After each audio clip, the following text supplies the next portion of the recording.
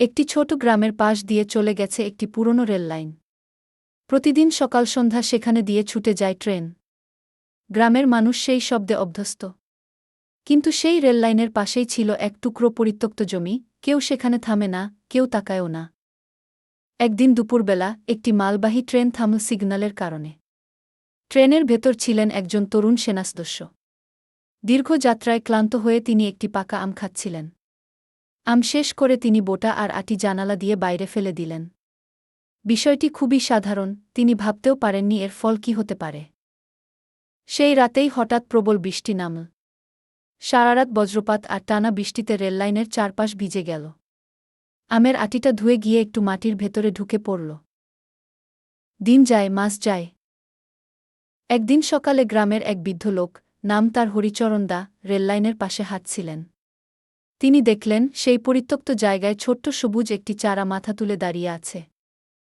হরিচরণ দা থেমে গেলেন। তিনি বললেন, এখানে তো কিছুই ছিল না। এই গাছটা এল কোথা থেকে?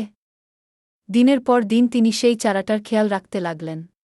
কেউ যেন পা দিয়ে মারিয়ে না দেয়, গরু যেন খেয়ে না ফেলে, সেদিকে নজর রাখতেন। নিজের বাড়ি থেকে পানি এনে মাঝে মাঝে গাছটায় দিতেন। কিন্তু সবাই বিষয়টা ভালোভাবে নিল না। গ্রামের কিছু লোক বলল, এই জায়গায় গাছ রাখার দরকার কি? ট্রেনের পাশে গাছ মানে বিপদ। কেউ কেউ আবার হাসাহাসি করত। একটা গাছ দিয়ে কি হবে? বৃদ্ধ লোকের পাগলামি। হরিচরণ দা কিছু বলতেন না। শুধু মনে মনে বলতেন, আজ ছোট, একদিন বড় হবে গু। কিন্তু প্রকৃতি সবসময় সহজ হয় না। এক গরমের মৌসুম এলো। প্রচণ্ড রোদে চারপাশ শুকিয়ে গেল। গাছটার পাতা হলুদ হতে লাগল। অনেকেই ভাবল, এই গাছ আর বাঁচবে না গে। একদিন সন্ধ্যায় হরিচরণ দা গাছটার নিচে বসে পড়লেন। তিনি ধীরে ধীরে বললেন, তুই যদি বাঁচিস, এই জায়গাটাকে বদলে দিবি গ। তিনি প্রতিদিন আরও যত্ন নিতে লাগলেন। নিজের পানির ভাগ থেকেও গাছটাকে দিতেন। অবশেষে বর্ষা এলো। বৃষ্টির সাথে সাথে গাছটাও যেন নতুন প্রাণ পেল। সবুজ পাতা, শক্ত ডাল, ধীরে ধীরে সে বড় হতে লাগল। কয়েক বছরের মধ্যেই সেই ছোট্ট চারাটি পরিণত হল একটি বিশাল আমগাছে। গাছটা শুধু বড়ই হল না, সে বদলে দিল পুরো জায়গাটার চেহারা। গ্রীষ্মকালে যাত্রীরা গাছটার ছায়ে দাঁড়িয়ে বিশ্রাম নিতে লাগল।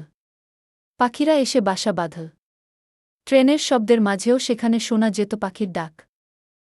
একদিন সেই সেনাসদস্য আবার সেই রেলপথে ট্রেনে করে যাচ্ছিলেন। জানালা দিয়ে তাকিয়ে তিনি হঠাৎ থমকে গেলেন।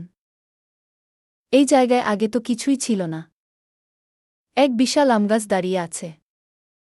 তিনি ট্রেন থেকে নেমে স্থানীয় লোকদের জিজ্ঞেস করলেন গাছটার গল্প। সবাই এক কণ্ঠে বলল, এই গাছটা হরিচরণ দার উ। সেনাসদস্য চুপ করে গাছটার দিকে তাকালেন। তার মনে পড়ল, একদিন আম খেয়ে আটিটা তিনি ফেলে দিয়েছিলেন। তিনি ধীরে ধীরে বললেন, একটা ছোট কাজ, আর এত বড় ফল উ। সেদিন তিনি হরিচরণ দার সাথে দেখা করলেন।